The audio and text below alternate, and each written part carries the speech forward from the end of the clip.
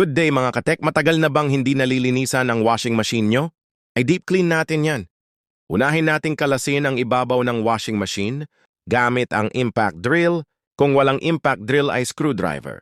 Sa tagiliran, may 2 tornilyo at 2 sa likurang bahagi. Isunod naman nating kalasin ang pinaka-cover sa likod ng washing.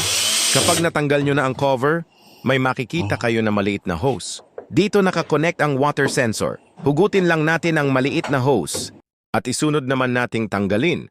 Ang mga connection dapat ay kung saan nyo tinanggal ang mga connection ay doon nyo din dapat ibabalik picturean. Nyo o lagyan nyo ng tanda, okay.